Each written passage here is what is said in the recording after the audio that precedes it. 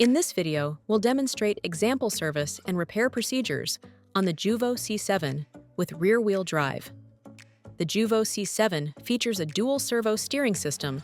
Both the drive motor output and the caster wheel steering angle are precisely coordinated with the joystick position.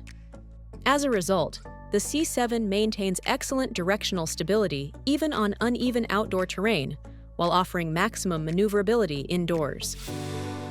Servicing the dual-servo steering system. Before starting, deactivate the main fuse. Then remove the covers on the inner side of the caster wheel swing arm by loosening the two screws.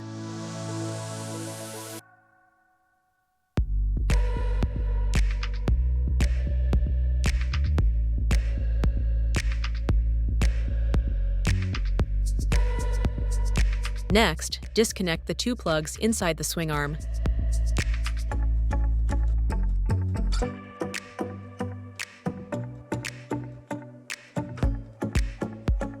The caster wheels are removed by taking out the retaining bolt.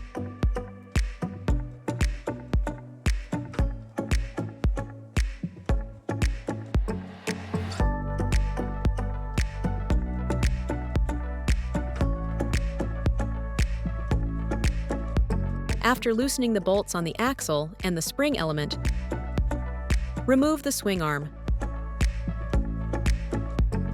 Leave any spacer washers on the axle in place.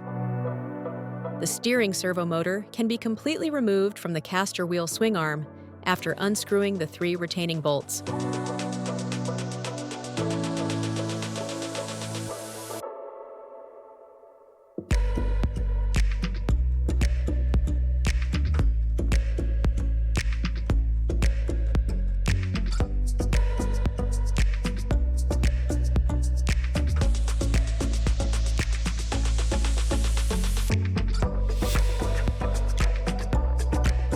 When reinstalling or replacing the servo motor, tighten the three bolts only slightly at first. Then press the motor against the gear on the caster fork and tighten the bolts fully. This ensures there is no play between the gears.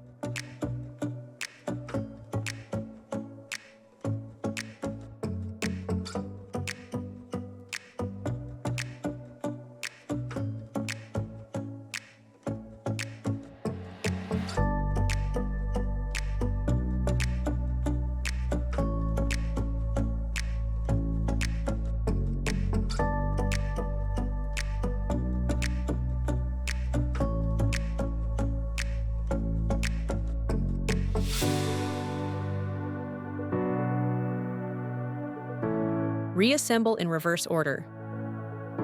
Mount the swing arm and spring element back onto the chassis.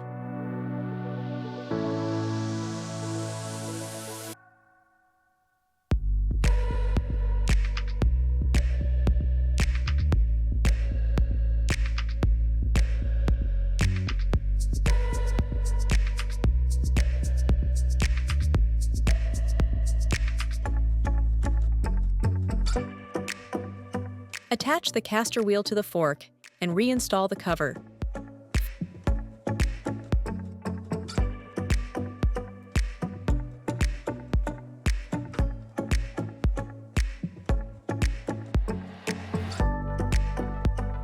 Finally, reconnect the plugs and secure the inner covers of the swing arm.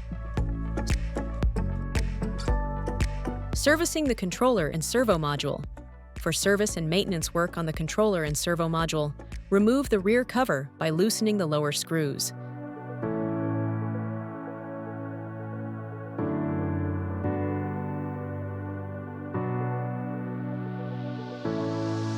The controller can be replaced by removing the two retaining screws and folding the unit downward.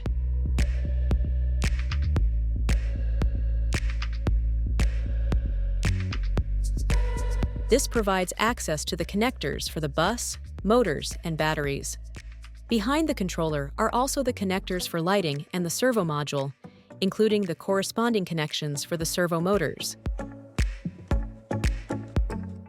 Reassemble in reverse order. Once all service work on the controller or servo module is complete, reinstall the cover. During reassembly, follow all manufacturer-specified safety measures. Apply the prescribed torque values and reapply thread lock to all screw connections that were originally secured with it. Depending on the manufacturer's specifications, wear parts must be replaced, and certain components, such as nuts, must not be reused. Damaged parts must be inspected and either repaired or replaced. After service or repair, the product must again meet all safety and performance standards for its intended use. Information on the required tools, torque values, and detailed work steps can be found in the product-specific documentation, including the service manual and the instructions for qualified personnel.